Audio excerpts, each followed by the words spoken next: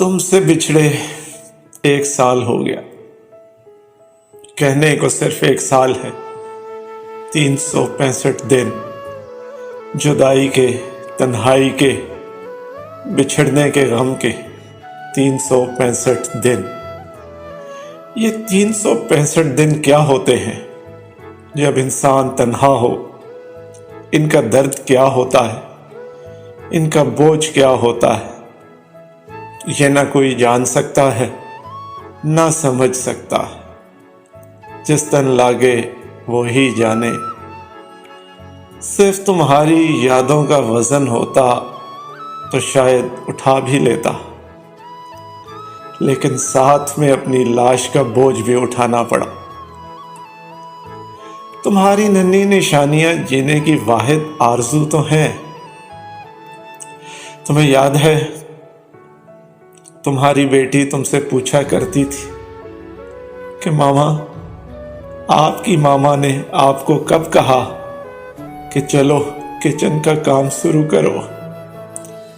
آپ مجھے کب کہیں گی کہ کام شروع کرو؟ وہ تو انتظار میں رہی کہ کب تم اس سے یہ جملے کہو گی۔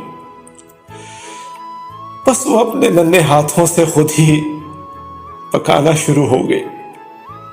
اس کو کسی نے کہا ہی نہیں، وہ لاڈ کسی نے کیا ہی نہیں، بس وہ خود ہی بڑی ہو گئی کہ بھائی اور بابا کے لیے پکانے بھی لگ گئی۔ 1 سال میں تمہارے بغیر اتنی بڑی ہو گئی۔ کتنی فکر تھی تمہیں کہ علی بولتا ہی نہیں۔ سنو، اس نے بولنا تو شروع کر دیا، لیکن تمہاری سماعتیں ہی کھو گئی۔ سنو، تمہاری خواہش پر اس بار اس نے نوحہ بھی پڑھا۔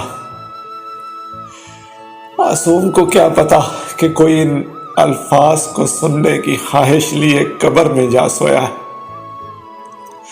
تم کہتی تھی نا کہ آپ اکیلے علی کو نہ سنبھال پائیں گے۔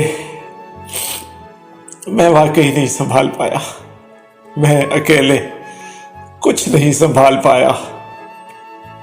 عادل تو صرف تم سے جڑا ہوا تھا۔ کتنا کٹھن وقت گزارا اس نے تمہارے میں۔ اب بہت بڑا ہو گیا ہے، مجھے دلاسے دے لیتا ہے۔ تمہارا گھر ابھی بھی اجڑا پڑا ہے، کتنا بھی سنوار لو تم میں کیا سنور سکتا ہے کہ گھر کی رونق اور آرائش تو تم سے تھی۔ سنو، اب جب بیمار ہوتا ہوں تو ڈر سا جاتا ہوں، مر سا جاتا ہوں۔ بیماری کے ناز نخرے بھی تو تمہارے لیے تھے نا۔ 1 سال کی مسافت نے تھکا دیا ہے، میں ابھی سے تھکنے لگا ہوں۔ میرا حوصلہ، میری امنگ، میری زندگی تو تم سے تھی۔ افسانسوں کا ایک سلسلہ تو ہے، لیکن زندگی کہاں سے لاؤں؟